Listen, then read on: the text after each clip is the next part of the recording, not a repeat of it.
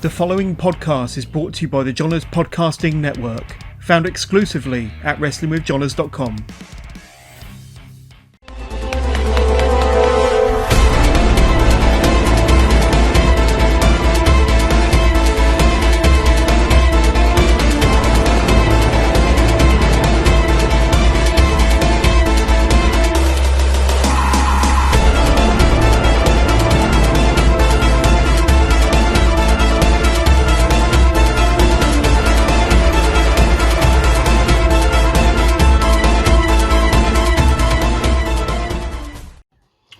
Welcome to episode 10 of Work the Left Side, joined by Molly Spartan this week. Just sit down, have a chat. She's awesome, absolutely awesome lady. Got some great stories to tell, so I won't bore you for too long. I will just say enjoy, and hit subscribe, hit notify, do the normal and enjoy the episode. So episode 10, so enjoy. Adios, see you next week. Welcome. This is I've hit double digits. This is episode 10 of Work the Left Side. I am joined this week by the awesomeness, the sin of professional wrestling, Molly Spartan. How you doing? I'm good. Thank you very much for having me. That's all right. Thank you for coming on. So I'm doing a bit of research before talking to people, just to kind of get a bit more of a background. And what I got from you was you kind of got into the whole wrestling thing in a kind of a weird way, in the sense of you studied like TV and stuff at uni, didn't you? And you got into it more for the TV production side of things, and then you got into the training. Yeah, the way I went about it was much like when you look at people like Gabe Sapolsky from like Evolve, and there's a lot of sort of promoters that way. How they started was they never seen themselves as being the wrestler, but they wanted to work in professional wrestling. And at that time, when I was at the point where I was deciding, right, this is what I want to do with the rest of my life, kind of thing. When I watched WWE, because at that point in time, that was my main sort of viewing of wrestling. There was nobody there that sort of reflected back to me that I could see myself in. I think the closest was maybe somebody like Beth Phoenix, but even still, she was this tall, blonde American girl. And well, even though physically we have similarities, there was nobody that sort of had my voice or my background or anything like that. So I always just assumed that I wasn't wanted, because the last time somebody Scottish that went over was Drew, and they sent him to elocution lessons. And so it was that kind of way where I was like, right, okay, this clearly isn't for me. I'm not going to be wanted to do that, but I want to work in wrestling. So I went to uni. I looked on WWE's website, looked at what jobs were available, what qualifications they were looking for in their employees, and thought, well, that's what I'll do. I'll go get that. If I want to work in wrestling, I'm going to go and I'll get those qualifications. I'll find a way of getting experience, be it in television, because I also know they hired sort of script writers from all sorts of television shows in America. So I knew that, okay, that's the path I need to go down to inevitably get to wrestling. And in doing so, weirdly, I did a project on a comedy club called The Stand here in Scotland. There's one in Glasgow, there's one in Edinburgh. During the Fringe, they're quite an established venue kind of thing. They have multiple venues. I think they have one in Newcastle now. But they were always a comedy club that I loved going to when I was at uni and college, etc.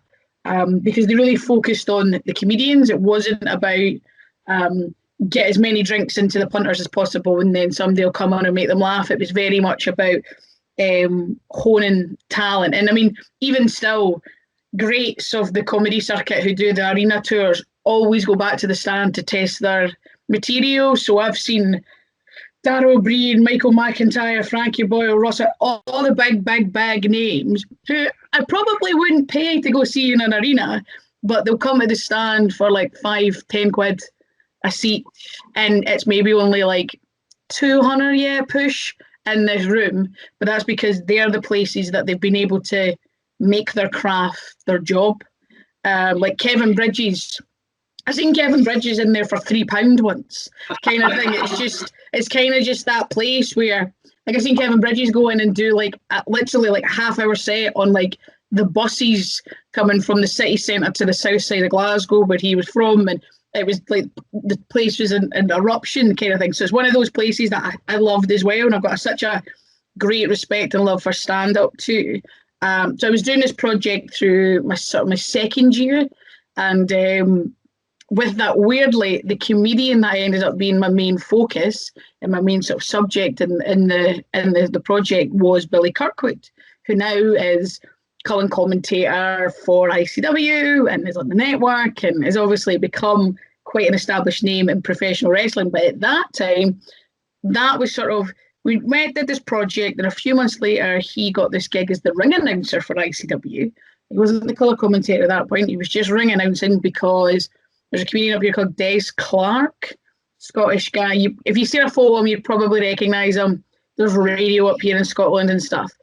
He couldn't do it. So he suggested Billy, and Billy came in. And it was weird. It was like Billy's second night. And we'd sort of become friends through the project because we were essentially the male and female version of one another. We had loads of hair. Was what I thought. We both have massive hair, but we both into comic books, both, like, he came in covered in tattoos. Weirdly, we're both straight edge, we're both dyslexic, we're both love wrestling. It was one of those things that, like, yeah, we need to be friends. If we're not friends, this doesn't make any sense. And he ended up messaging me saying, look, I've ended up working for this company. It's called ICW. They're essentially ECW, but in Glasgow, like a very Scottish Glaswegian ECW. And I was like, yes, whatever this is, I'm coming. So I dragged a friend along who'd never been to wrestling before, with my mate Juliet, and I was like, come, like, I've heard this, please can you come with me? I don't know anybody else that can come with me. So she came along, and I just was like, I need to be involved in this. I need to somehow be involved in this. And I ended up meeting Mark Dallas, who's the promoter and owner, and basically went up to him and went, look, I need a work placement for my university. I can get you a free camera, lights, microphone, all this sort of stuff for nothing. As long as that, what I'll do is at the end of each year, I'll come to you with a bit of paper with all the jobs that I've done. You just need to sign it like you wrote it, and I'll hand it in and you get it for free. And he was like, and at this point, I remember one of the first shows I did was the first ever Square Go, which was in the Classic Grand, and they sold it out, and it was like 300, maybe 350 capacity.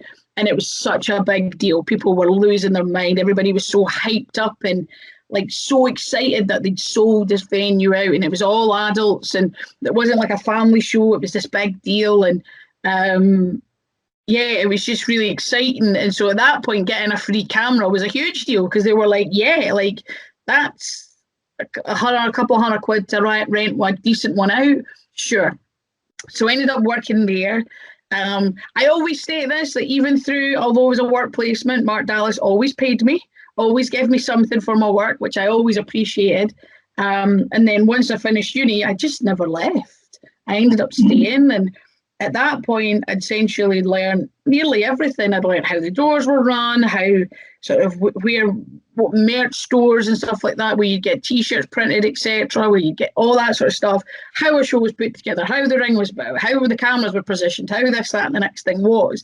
The only thing I didn't know was what was in the ring, because for so long I'd believed that's just where I wasn't meant to be. I wasn't meant to cross that line. I respected wrestling too much to sort of go that way. But it wasn't till, weirdly, it's genuinely like something out of like a daft rom-com movie when I talk about this. But the man who is now my husband, me and him at a point ended up having this conversation, and it was like in the rain in Edinburgh while we put the ring back in the back of a van. But at that point, I wouldn't even say at that point we were like great friends. We were just like work colleagues, and like we got on, and he always was like nice and mannerable and was never any trouble. Always did the promo when I asked him to do his promo, kind of thing. But we never really got that close. But I remember him sort of just weirdly, the question I asked him was like, what do you see for what's your next step in wrestling? Because for so long he'd always talked about how like he wrestled at the weekend, but he ran the pub with the family, and that's sort of how he was happy going about it. And I said, well, what's next kind of thing? And he ended up saying that what he really wanted to do was coach people. He really wanted to teach people how to wrestle. The only problem was at that time there was two predominant schools in Glasgow. There was PBW and Source, which was SWA previously, in Glasgow, and they were both run by people that he'd worked with for years, he'd known for years, so he didn't want to upset one or the other, but also in his mind he didn't want to go into a school and like teach a way that he didn't think was how it was meant to be taught. Like, not saying that they were wrong, but he had it in his head, this is how I want to teach people, this is how I want to coach people, so let's just do that by myself. He had an idea of who he wanted to sort of coach with, so but you know, and it was just how passionate he was about it, but he was just so worried that A, no one would show up, B, it would cause up so much upset, and I remember just sort of saying to him, going, okay, well, I'll be your first student. And he's like, what? And I was like, right, I'm student number one. That problem's dealt with. You've got one. You just need to get the rest. To ask your coaches and figure out where it's going to be. And he was like, okay. I was like, even at that genuine point in time, I genuinely thought I'm going to learn a different perspective. I knew everything else bar what happened in the ring. And I knew that, like, when you watch WWE, all the referees are professionally trained. Everybody knows what they're doing, kind of thing. I've at least had some form of training. I felt like it's my time to learn that side of things. And a year later, GPWA was opened, and the 5 coaches were Wolfgang, BT Gunn, Red Lightning, Jack Jester, and of course the late great Lionheart. Opened up the school. I was part of the first class.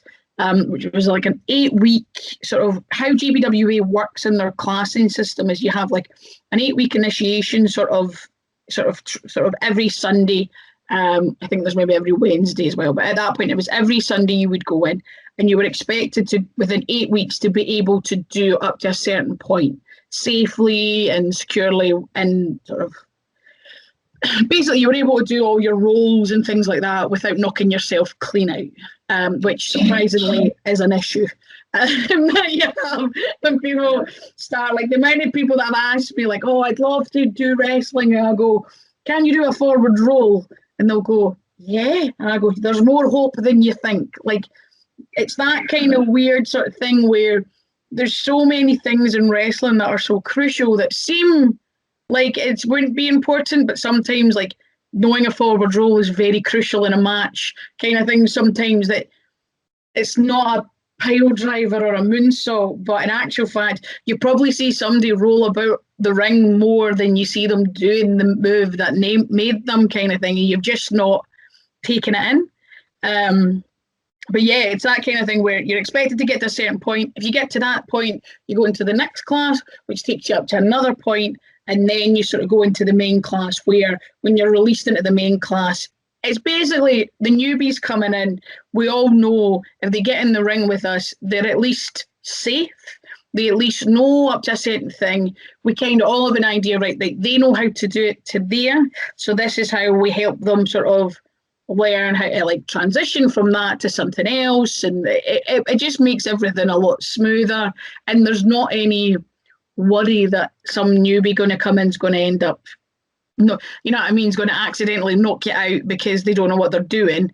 They're not allowed in the main class with everybody who could be on shows and stuff until they're up to a certain point. And to me, it's the perfect way of how, like, I know there's some people who might not like to train that way, but to me, I love the idea is that there is an order to make sure you keep yourself in check, so that if you are lagging behind or you aren't able to sort of do certain things, that you are kept sort of in a class until you are at a secure point, that you are going on to the next stage where it's going to be a bit more advanced and a bit more fast paced and maybe a bit more hard hitting than the previous. You're sort of just slowly building yourself up instead of it just being this like, oh, this is your first day, right, Canadian destroyers, and you're like, no, that's not what it should be.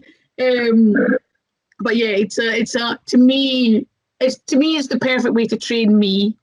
And anybody that's like me, I think, is more fitted to the way they are. And in all honesty, in 2019, it was voted one of the top 10 schools in the world because of how much talent is being produced out. Because if you come out of there, you're going to be pretty decent, because you're not really allowed to come out of there unless you are, kind of thing. It's not like it's a mean thing, but the fact that there are stepping stones with it, like you're not allowed to, there's sort of it's not a written rule, but it's kind of just expected. Like, you don't go and take another booking in another place unless you've been on the £5 wrestling, which is basically, it's what it says in the tin. You pay a £5 to come in to see the wrestling, and it's mostly like friends and family and things like that who don't want to pay 20 quid to watch their son do something that they've been helping them sew their trunks on. They'll happily pay a £5 kind of thing. And it's like that flat fare.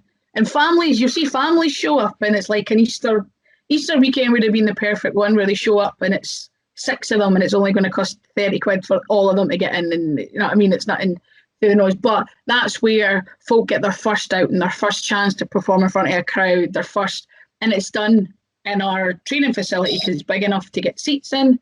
So yeah, it's that sort of thing. Then there's Wrestling Experience Scotland, which is like a family run sort of promotion where we go around Scotland doing shows, but it's in different areas. So it's not necessarily your mum and dad cheering just because they've seen your face. It actually gets you to work and get you to connect with a crowd. And then, of course, the big bad final stage is the Lions Den, that is ICW, through the school kind of thing. So there is this sort of, there's a stepping system in it. Because, of course, after you've done your £5 wrestling and you've done it a couple of times, that's when they'll go, right, I'll maybe like put your CVs, get your matches. It also helps you get actual footage of a match, because the hardest thing about getting booked is sometimes going to somebody, this is how I wrestle, and it not just be written on a bit of paper. It's a case of, here's a video of me wrestling, look, this is what I do, so they know where to put you, kind of thing. So it just also allows them to get that footage in order to go to places like, hello, here is me, I am good, look. But yeah, so ended up, it was that weird sort of notion though, after I did like the 8-week course, where there was just, I remember there sort of being a moment in the ring, because after the 8 weeks, you basically you went in, you did what you were expected up to a certain point, and then the coaches would talk to you and say like, right, yeah, you're going on to the next class, or they need to address something to why they think this is an issue and what you need to go about it. And being in the ring and that feeling of all of a sudden sort of that moment where I thought, this is where I've always wanted to be. I've always wanted to be in the ring, but just never felt like I was wanted or felt like I'd be accepted in there. And that's sort of a strange thing, being like, I've always been comfortable in my own skin. I've always been comfortable with the size I am and the shape I am and things like that. That's never been a worry. I've never not been confident in that area. But just for so long, watching something that you love so much and it not relating to you. There are performers that you loved and you thought were very talented, but there was nobody that you truly connected with, that you thought, I could see myself in them and I want to be them. It was that case of like, none of them felt like they reflected back. And that's what I'm saying. The only person I think that remotely came back to me was Beth. But again, she was this big blonde American woman and I was not. I'm just not. And I love Beth to bits. And that's why I always say like she's the closest thing I was like connected to. But even then it was still very different to who I am. And for there, that like, and when I started, that's sort of when like Viper or Piper Niven, depending on how you know her by, she was absolutely killing it in Japan, and she was there with Kaylee Ray, who was also killing it in Japan. Very different performers, very different women, but very similar at the same time with the way they were driven and focused, and they just wanted to be this positive influence and role model that came from Scotland. Like, it's mad to think that even during this lockdown, and I find it very typically Scottish as well, that at one point in WWE there were 5 Scottish champions, in WWE. There was Drew, there was Kaylee, there was Mark and Wolfie as Gallus, and there was Nikki Cross with the tags. That is literally 1 in a million in Scotland. Like, Scotland's about 5.5 million. That was genuinely 1 in a million happening, and it happened. And like, the fact that when I started training, that just wasn't a thing. That wasn't feasible. And now that it is it was mental to watch, and it was such a uplifting, motivating sort of thing to watch and see. But yeah, I always remember, I tell this story about how I remember after went and did what I needed to do to get to the next class, and sitting with the coaches, and Lionheart, I'm very self. I've known for years because I'm working with him, and his exact words to me, "I'm going to be honest with you, mate. I thought you were going to be shit." And I was like, cheers. And he was like, "But you're not." He's like, "You're not the best." He's like, "But you're by far like not the worst." He's like, "You could do this." And I was like, "Thanks. Like, okay, I know I'm going to do this." And they were like, I remember them sort of saying, like, "I really hope you're not just going to do this 8 weeks," because they knew that's what I initially went in to do. They knew what the initial goal was and the things, and they were like, "Could you please just keep doing this? Like, I think you could do this." And I was like, "So do I." And it's that weird notion of being like, "Me too. I didn't at the start, but 8 weeks ago, but now I do. Like, I think I could do this." And like that weird notion of how it's mad how like much has changed from those 8 weeks, from like going through the 8 weeks, getting to a class, to eventually getting into my first sort of proper match. We did like a gala day battle royal where I came away with my first wrestling scar on my shin, which was given to me at not that point, but was my husband by mistake. He like gorilla pressed me out the ring, and my shin caught the edge of the ring and got infected. The infection wasn't his fault, but the gorilla press was. But like my first matches, like my first match was myself and somebody called Carmel Jacobs, who's well established here in Scotland kind of thing, and the Pipe Bomb Princess, against the Owens twins, which is Leah and Casey Owens. And then my first singles match was against Casey Owens. And it's mad to think how we're now this roaming dominant tag team, and we're like just best mates. Like, it's mad to think how much she has done for me in my career with her. I think, like, I don't think she even fathoms that she's done this. It's that weird sort of thing where I keep having to go like, "Yeah, like, you did this." And she's like, "Did I?" And I'm like, "Yeah." Like, Jesus Christ, there's a reason why I'm like fully supportive, and like I've got her back through thick and thin, the pair of us. And it's that weird sort of notion where, because I came in from the perspective of production, so I sort of learned how to talk before I learned how to wrestle, which a lot of people have to learn the other way around. They can be tremendous in the ring, but you give them a microphone and a weird comes out their mouth, and you're like, "Okay, let's deal with this." Where I knew how to do that. I didn't have any problems with this.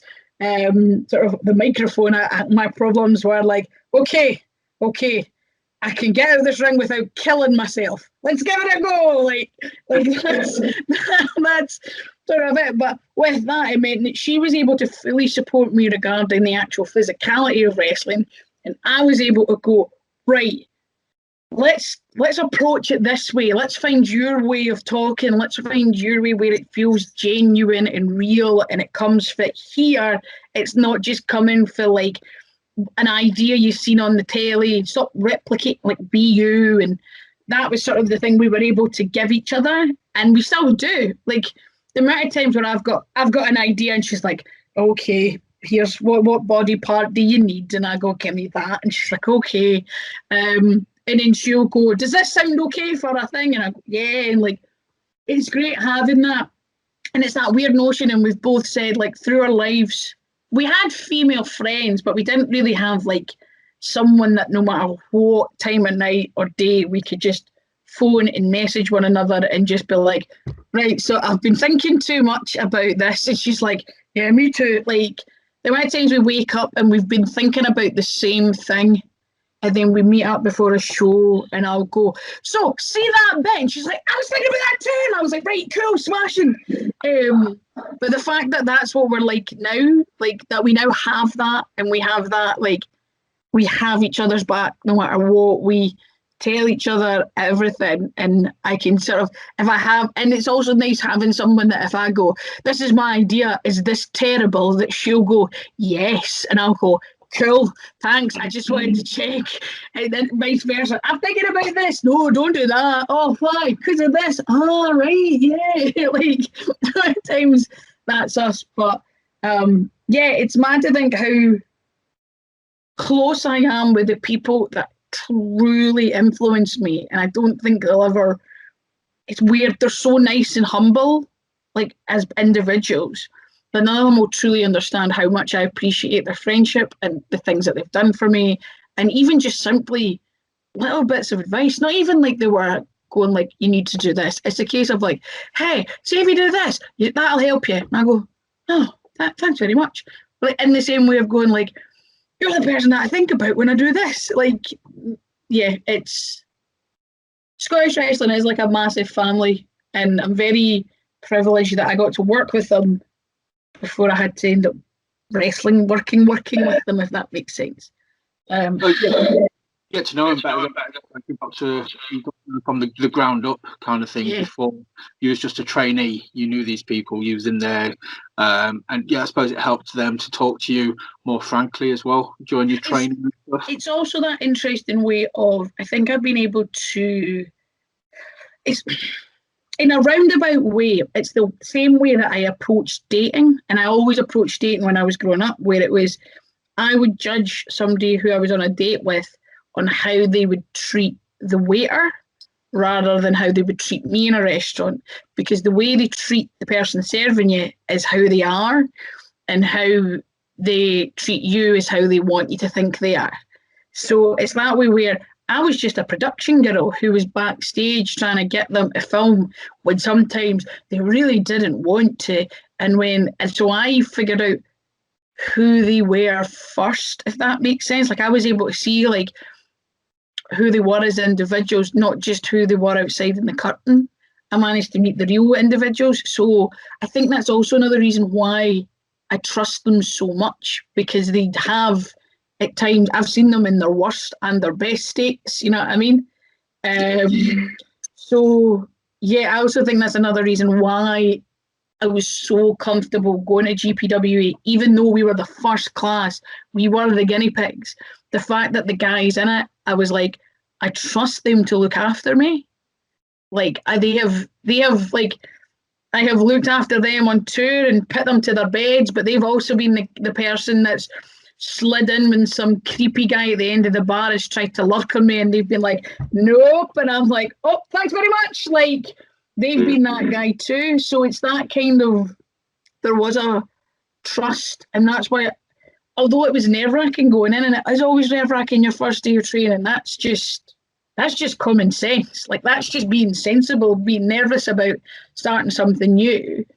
The fact that I knew the people that I was going in with were very safe hands, were trustworthy individuals that I could put my body in their hands and feel safe, if that makes, that kind of sound a bit bizarre to say, but you know what I mean by that with wrestling, that you can, I didn't feel like I was in any danger. I felt like anything that I tried, there was always somebody there to catch me or help me, or nobody was going to just scream at me, you know what I mean, or shout at me, unless maybe I needed to be shouted at because I needed to get a wake-up call going, you're going to hurt yourself if you don't stop this, and you go, yep, okay.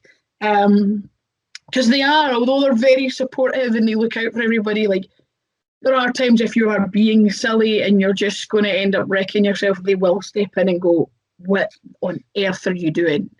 But it's always with the best intentions, yeah. That's it. So I love the waiter analogy as well. It's like you can always tell somebody's character by how nice they are to somebody that's of no use to them.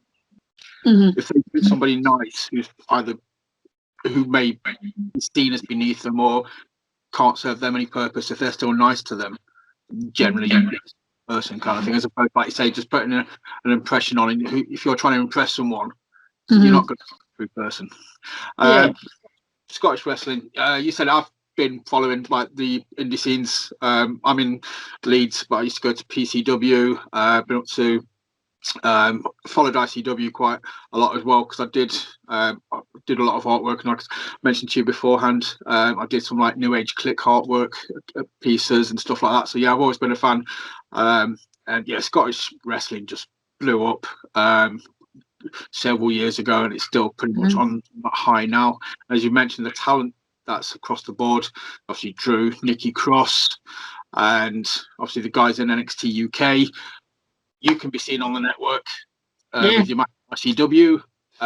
So I mean, what was that like? Actually, it's mad because, like as you're saying about it blowing up, I was part of the crew that was part of the blow up kind of thing. Like, obviously, like they started getting there, but I came in at the point where it was like. So I'm saying, like, when I talk about like the proper first night in the job, I remember was the first ever Square Go, and like I'd been to a couple other shows and helped out, but the proper like, you are working here.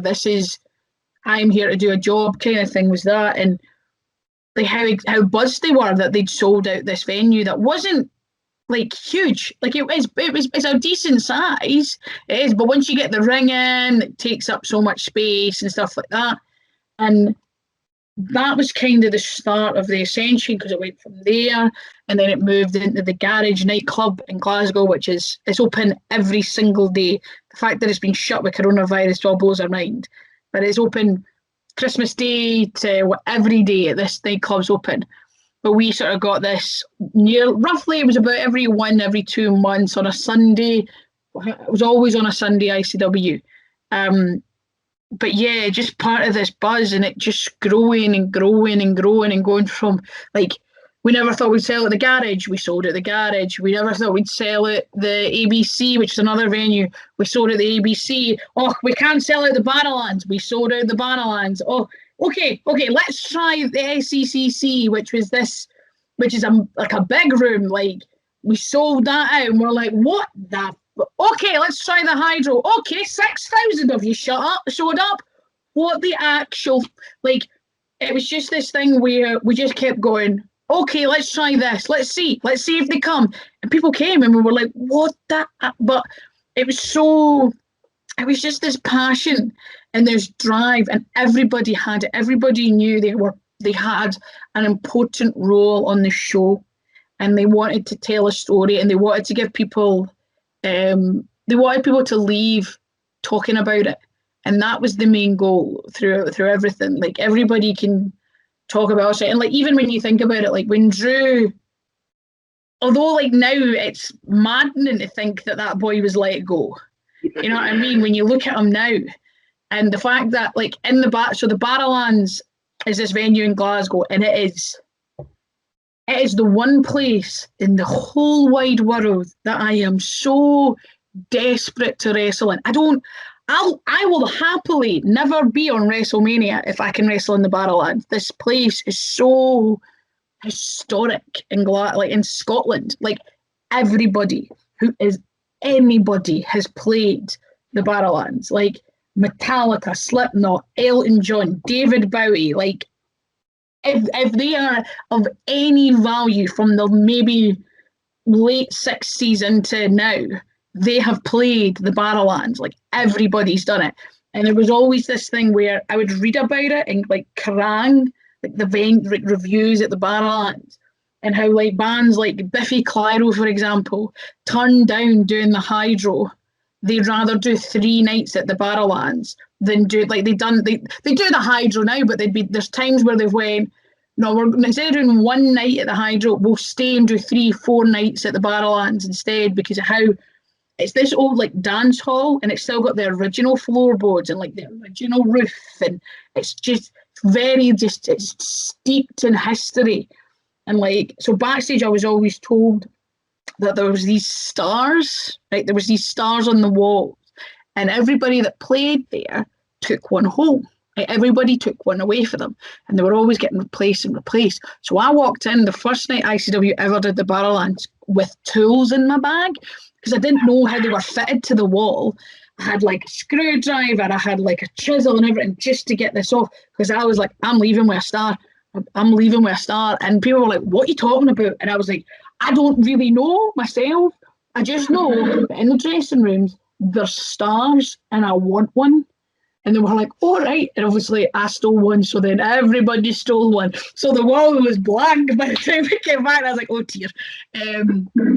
But yeah, it's this like, it's such a crucial, that's where I wear wrestle more than anywhere in the world. But behind that right now, there is a proper billboard size painting of Bobby Lashley and Drew for WrestleMania. There's like Becky with the 2 belts, but the fact that there's this like 20-foot painting of Drew behind the barras, and you're like, what the actual, like, this is insane. And because of how important the Barrowlands is, it's one of those like key places that you go and like, it's so mad. And the fact that like so when Drew talks about when he was let go, everybody who was anybody was messaging him saying like, hey man, like, oh, we'd love to get you on a show, yeah, etc., etc. But Drew just knew, I need to do this, but I need to figure out how. And the only person that didn't message him was Dallas. And when you talk to Dallas, Dallas is like, I'm not going to pester him now. Like, let him find his feet. Like, the last thing he wants is some promoter being like, hey, buddy, I'll get you on this and we'll get you on this. Like, that's the last thing you want. But Drew went, why on earth has Dallas still messaged me? Like, what the? Like, so it was this weird, like, he's respecting his boundaries, but he's like, man, you're the only person I want to hear from. And then eventually they ended up chatting.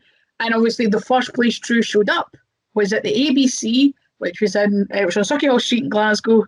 And honestly, God, it's the first time I've seen full-grown men like grabbing, crying with people in their arms. Just unbelievable eruption with Drew. And the funny thing was, I don't think I've ever told this story. So the funny thing was, is the day it showed up on the ABC, Dallas, at that point I was still like production kind of thing. I edit some videos, etc. Dallas came up to me and went, mate, do you have your laptop? And I went, yeah.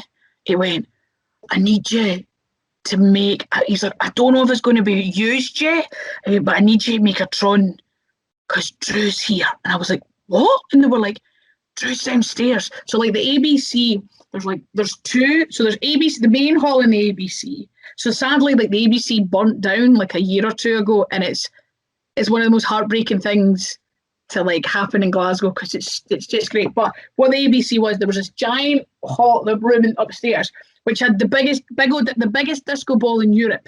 Right, that was its claim to fame. It was massive. This thing was huge. Right, so the biggest disco ball in Europe in this hall, and it was like I'd seen so many bands playing this place either. But that's where like the main. But underneath there was the ABC too, where like smaller bands would play, but it was still a decent sized room.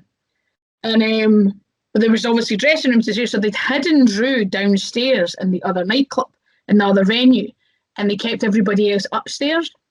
And the main reason why it was kept stum and quiet was because they knew Grado wouldn't be able to keep calm. And they were like, you can't tell anybody. And they were like, and if you're the one person who can't know, anybody else finds out, like, fine, but tell them to shut up. But you can't tell Grado. And I was like, all right. And they were like, no, seriously, I don't think he can handle it. And I was like, okay, sure. Because like at the end of the day, Grado's a huge fan and would have just been overexcited and tell somebody what he shouldn't have. And like, so we were like, right, nobody tell Grado. So I remember like in this, there was like an office space for like if you were doing like invoices, etc. for our stuff.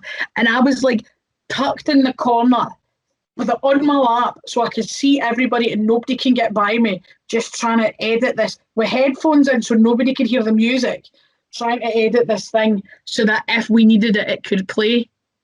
And it was an absolute nightmare trying to quietly, and me just being like, la la la la. And people wondered, like, normally I'm so busy at shows. If there's a certain match or a certain thing, I will advance come in and go, I'm not working on this match. I'm going to watch it. Nobody argue with me. And they're like, okay.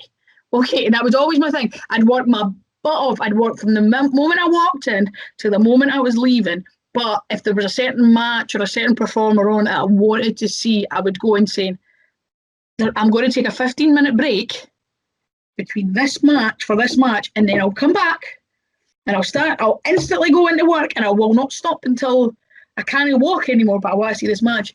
And I remember like me going, oh, it's this, and not telling people what it was, and just going, I'll be back, I've got to go to the bathroom, I'll be back in like 10 minutes. They're like, okay. And they were like, oh, that's a problem. I was like, it's fine, I'm going to go. And I snuck up on there was like a balcony in the ABC that was higher up. And I remember just sneaking up onto the stairs and like standing on the stairs just to see this come back. And the place just, it's one of the first times like I remember like feeling like a room like move like this that wasn't like a gig.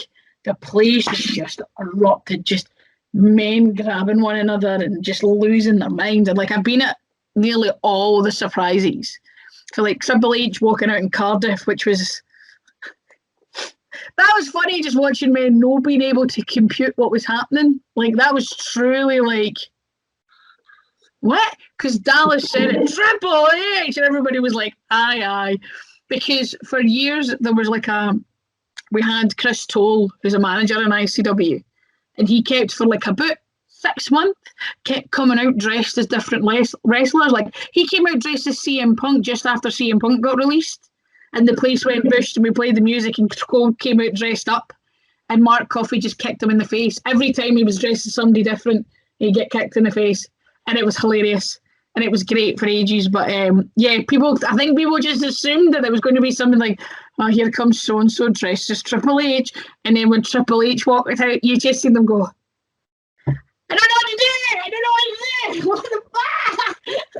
I just remember a bar staff from that venue coming in and being like, what just happened? And I go, what do you mean?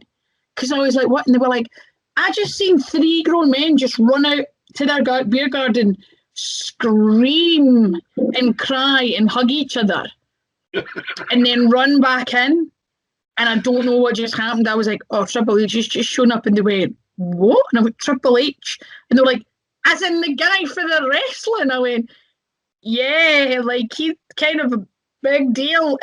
He's there. And they were like, oh, that's pretty cool. But they were like, they kind of just knew, like, I'm aware of who he is, but what? And I was like, yeah, that's why. It's okay. You don't need to understand.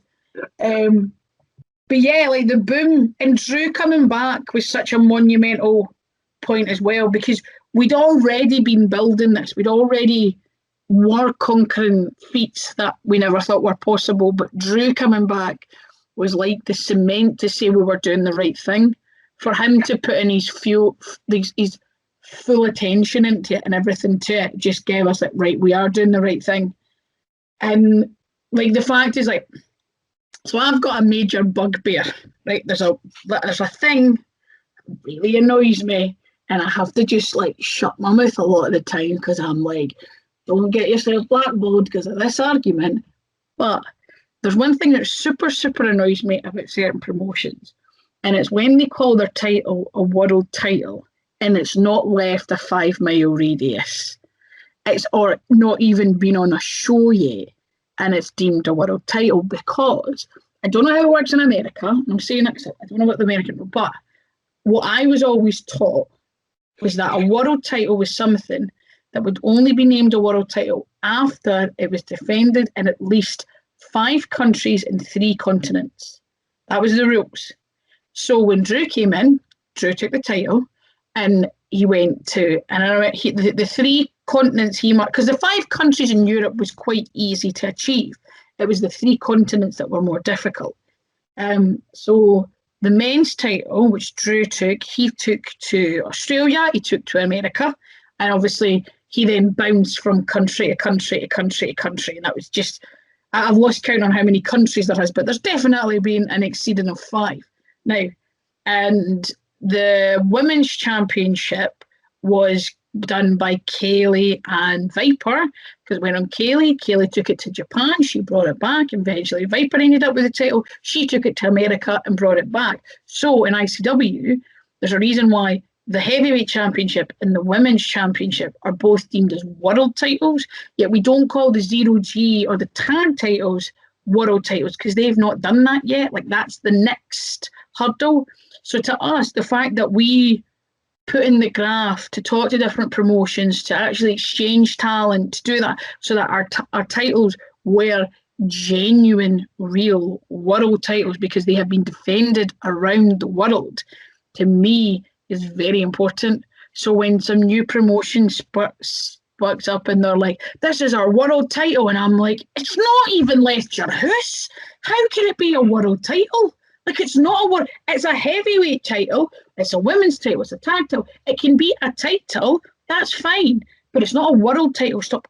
If it's going to be a world title, it needs to be defended around the world. It needs to have that work and gravitas and blood, sweat and tears and like in it. It's not just about the performance, it's about the title is important, and the fact that it's valued and respected enough to actually be accepted to be defended in a different country is a big thing. And I think because I've seen how much hard work went into making those titles world titles, that I really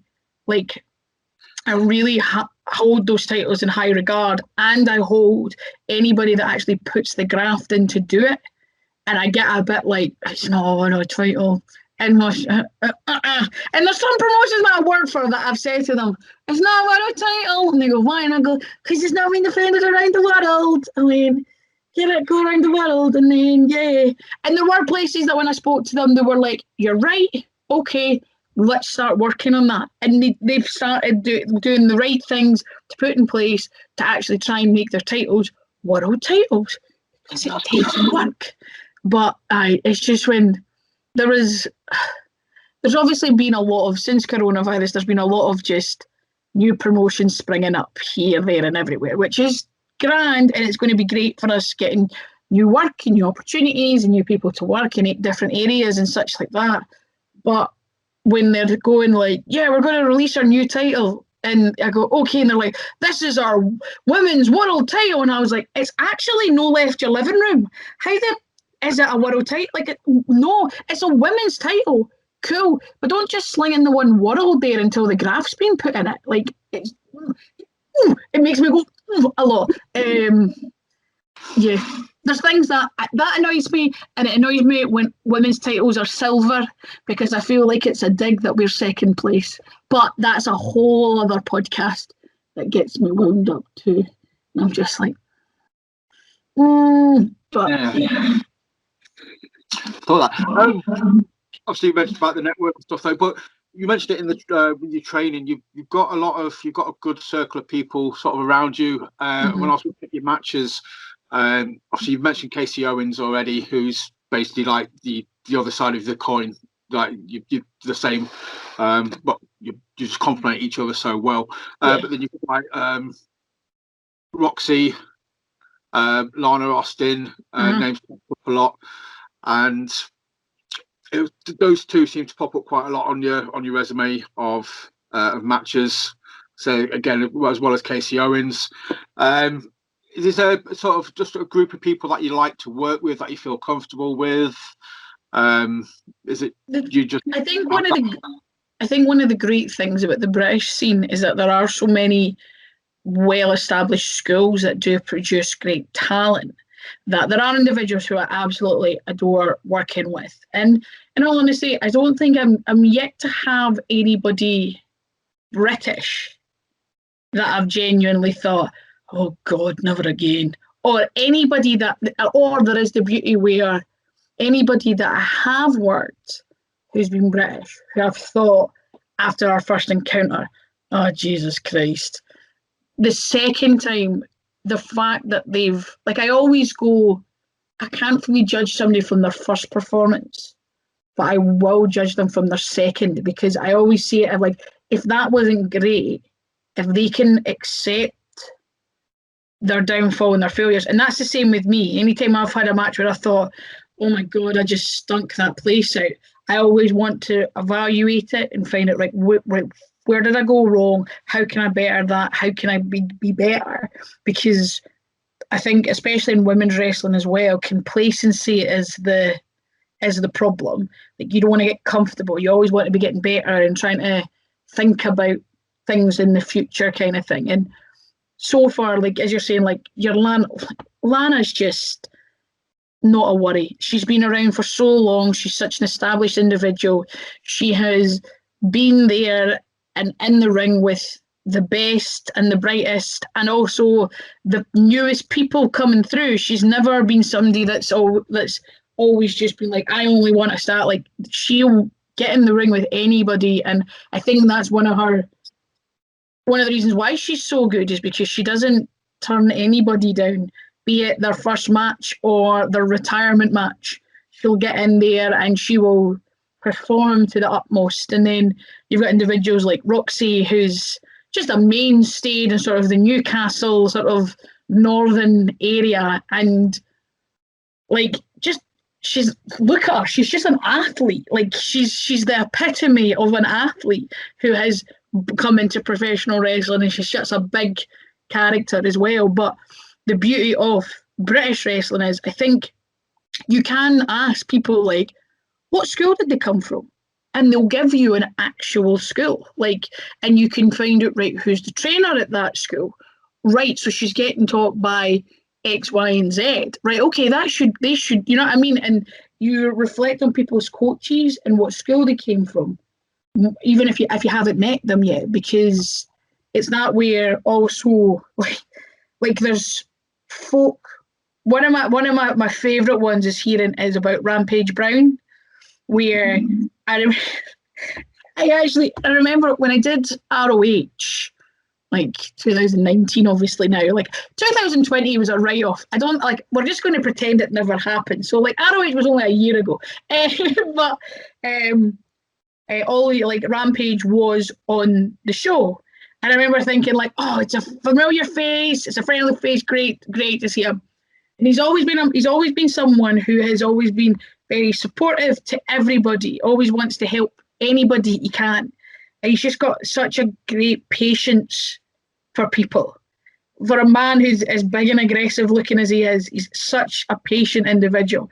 And he was, for a while, I ended up there was like a running joke where if you got in the ring with somebody and they weren't great, and then you went to wrestle them a second time, and you'd be like, oh God, and then you'd hear, it's okay, they've been training with Rampage, was the follow-up, meaning they're being trained at a higher standard now. They're not going to be allowed to wrestle if they've not got better. And then you get in the ring with them, and it's like night and day. Like, it's like you're wrestling somebody you've never wrestled before, because they were nothing like previous.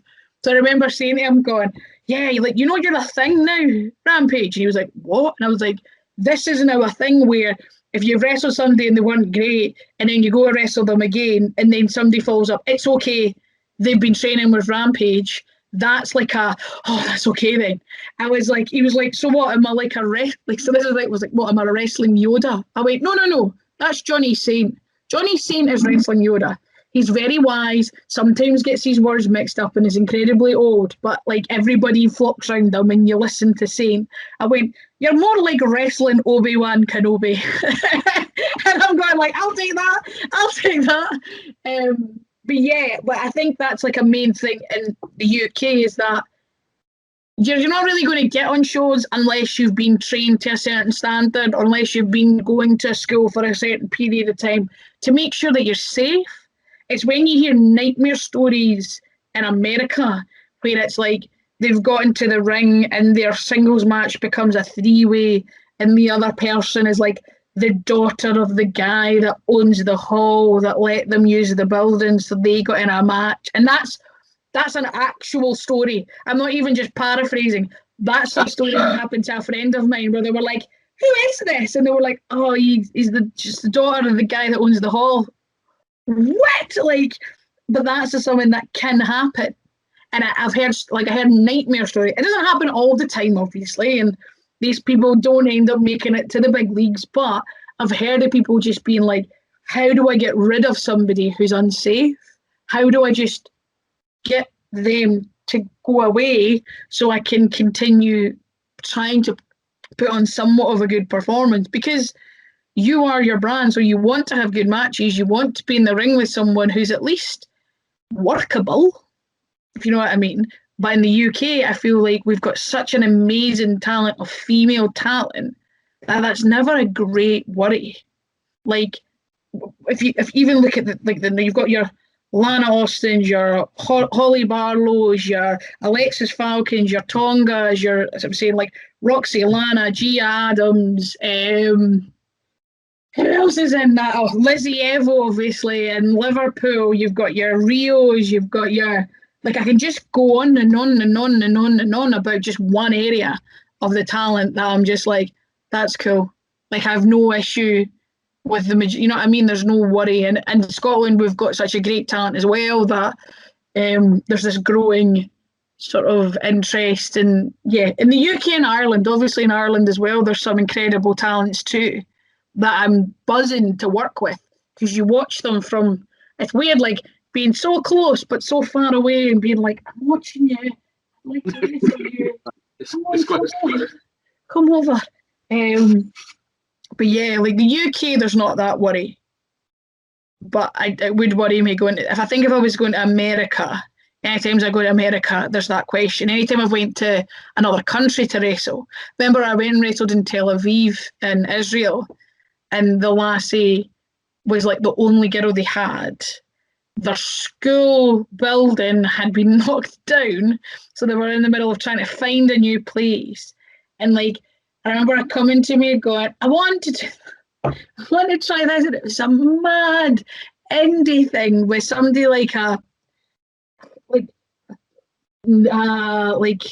Treehouse or a fucking or a Sammy Guevara or somebody like that level doing it, and they're going this, and I'm like, do you know what this is? And they're like, no. And I was like, then you're not doing that. Like she was lovely and all.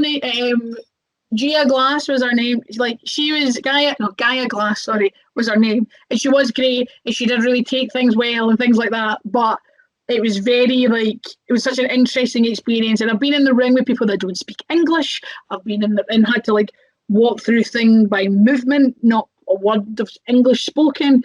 And they are very interesting. Like, and that's not a bad thing. That's like a new learning experience to think. But it's when you go to other countries and you start going like, so where does she train, or what's they done, or where have they been, and things like that. So you can get a feel of like, okay, so they're this, but they've been to the Stardom Dojo. Okay, at least I know they've been to the Stardom Dojo. They're at that level. Or where have they?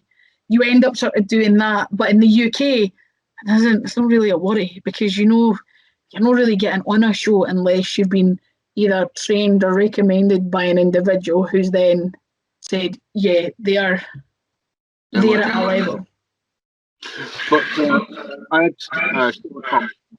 had Sean Only on, or Pete Higginston. He was trained by Rampage, and it just made me laugh when you said about Rampage there, you know, like the training and stuff. And it was kind of said in hushed tones on that episode, but Rampage is a sweetheart. He's a little, you know, he's a lovely kind of guy, which is you just don't see it from, obviously you see him in the ring, you see him on TV, and the dude. But that's what I'm saying. Like, there's a difference between you learn about people that are not going through the curtain, because who is portrayed through the curtain is an element of that individual, but it's them turned up to 11, be it the bad side of 11 or the good side of 11, but it's them turned up to 11, where it's that kind of thing where, yeah, like GBWA, school I go to, that's the original 5 were Wolfgang, BT Gunn, Jack Jester, Lionheart, and Red Lightning, and now they have people like Liam Thompson, Jackie Polo, Stevie Boy, Kaylee Ray sort of coming in to do coaching.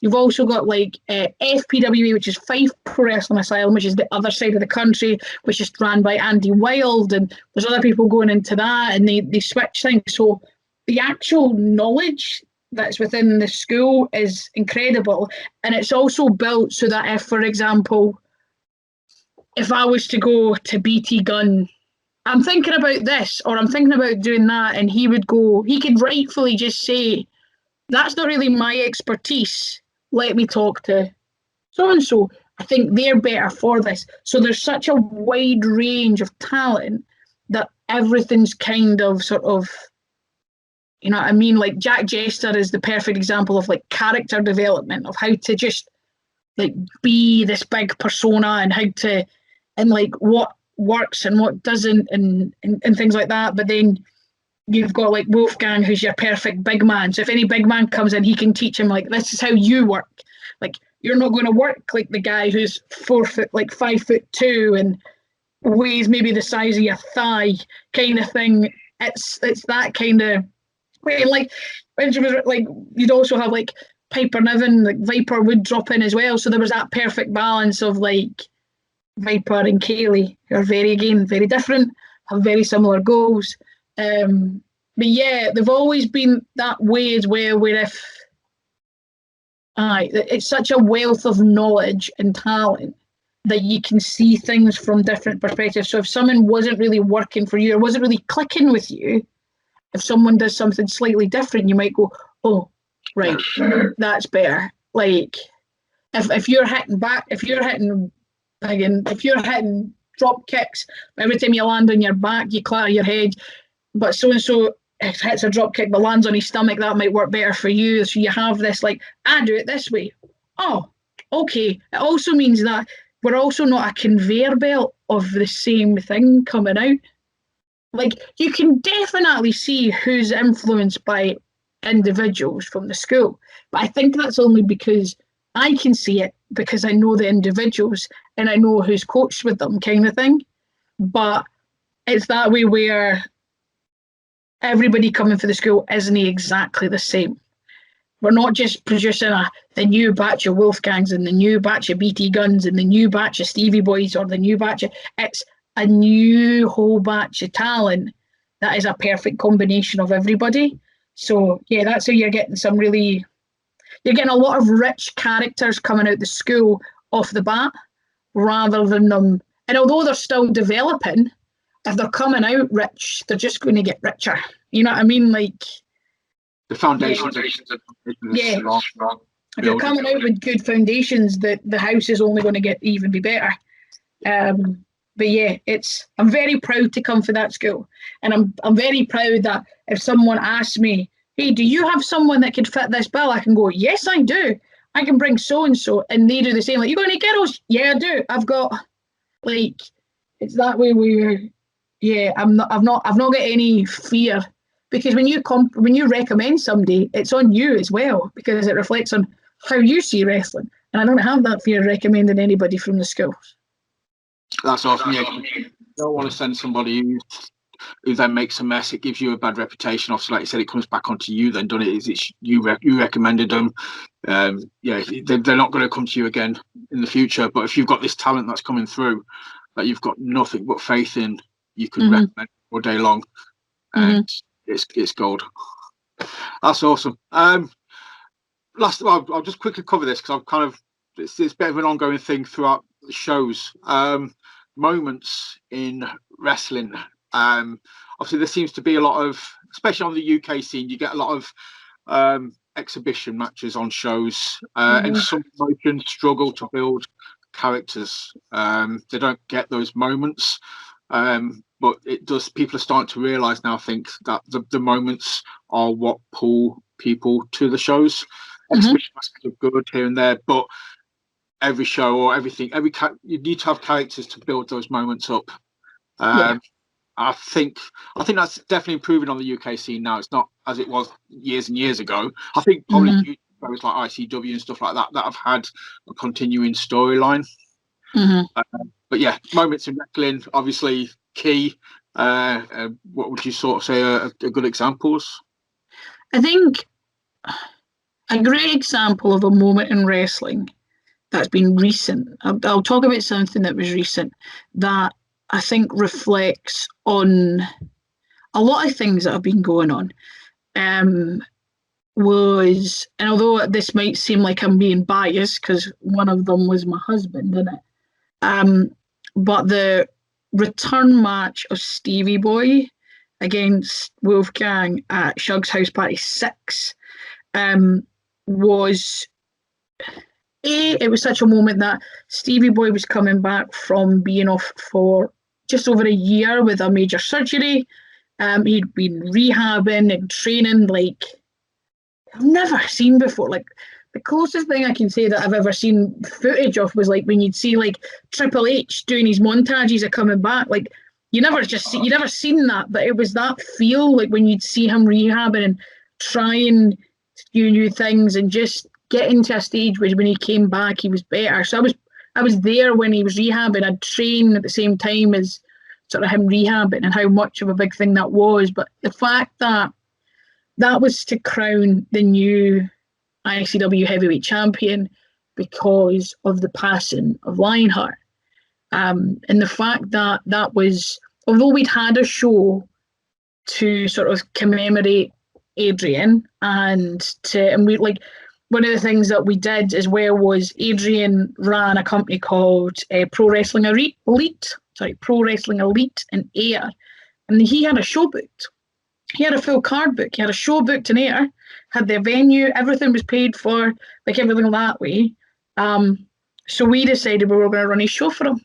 We ran his show. The crowd came. All the money went towards went to like his parents and stuff like that, and was given to a charity, mental health charity and stuff.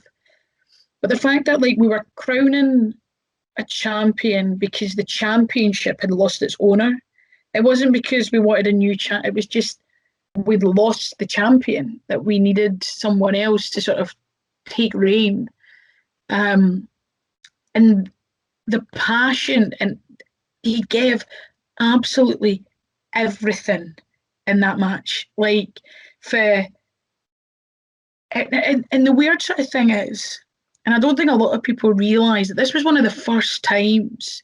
So Adrian famously retired before, right? And there was this thing, and this is before it really was mad, but he'd retired before. There's a photo on my staircase of, ironically, my husband retiring Lionheart, but then he came back because he realised he couldn't, he missed it too much. For years he'd said when he became 30, if he hadn't got a WWE and hadn't been signed, he was retiring. He turned 30, retired, and realised, I don't want to stop, and came back. So we all ripped him, and for ages Wolfie would say, I'm not wrestling him. I've retired him. I'm not wrestling him. So this was the first time. So eventually he sort of kneeled and said, right, okay, I will wrestle him, but it has to be for something. It's not just going to be a throwaway match. It needs to be for something. And they announced that it was going to be for the title. And then Adrian passed away. And they never got to have that match. And it's that weird sort of thing, like, he still weirdly, although it's that kind of dark humour of like, well, I retired him, like, still.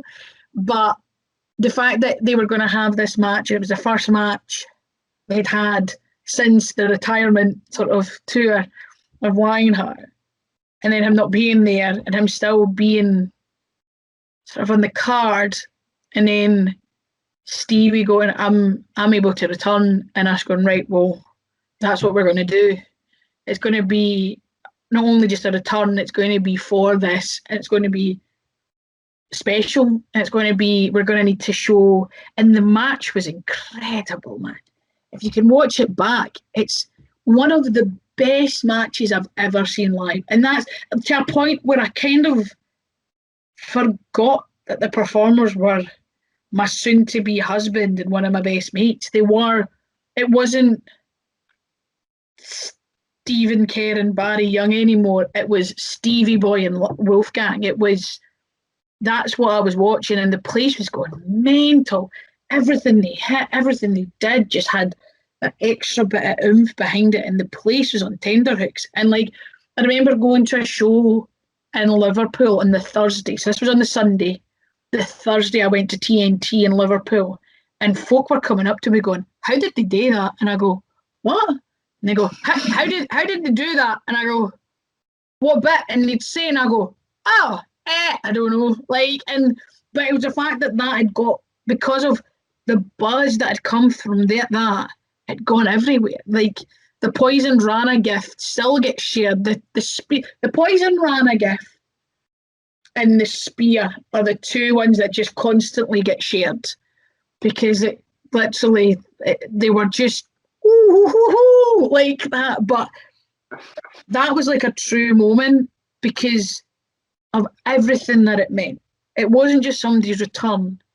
It was the genuine sort of not lasting. Of course, there'll always be a lasting acknowledgement, but it was the last thing they needed to do for Adrian was to crown a new champ.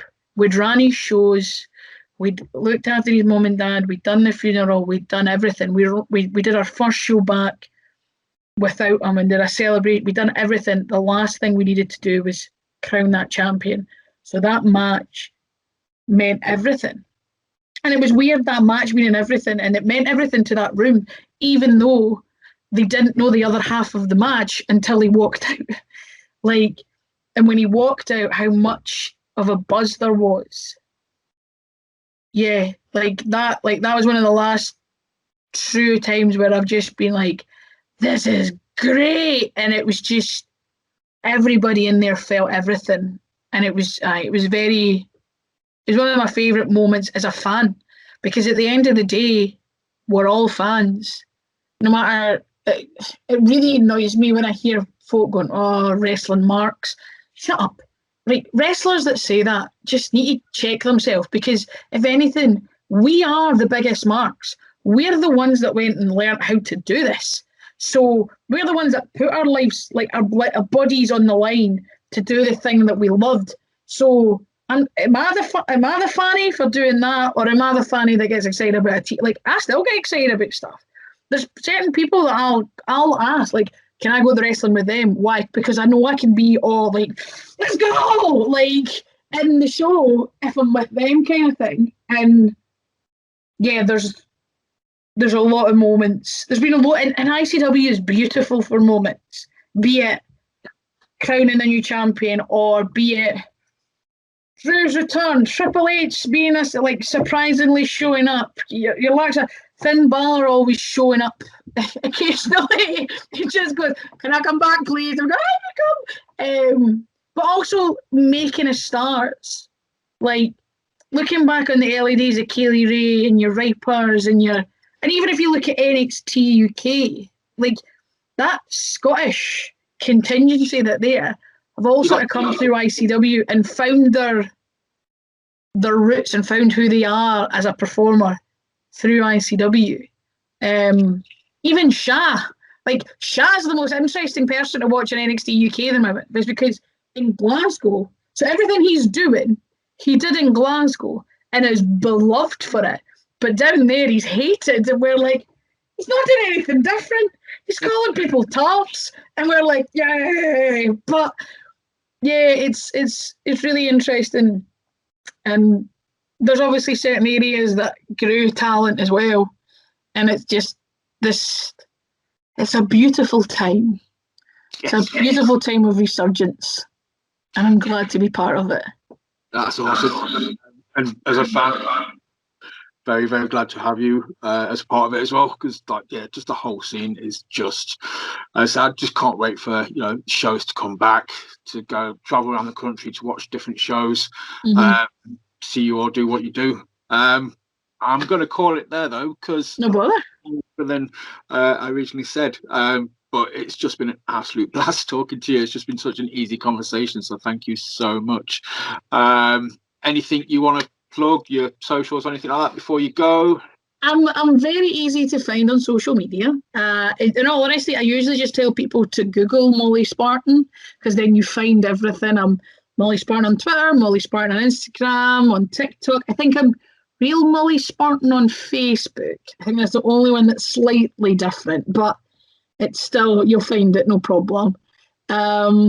Yeah, that's really it. I mean, really, if my main place that I'm currently working, obviously, we're in a very unusual time, is obviously ICW, which is our Fight Club, which is on the WWE Network, and Peacock in America, which is mental to think about. I mean, in America, Peacock's in 34 million homes, and that's just shy of 7 times the population of the country that I live in. So a wee bit mad, but yeah, it's mental. Like, it's like, okay, but yeah, like really, it's on there.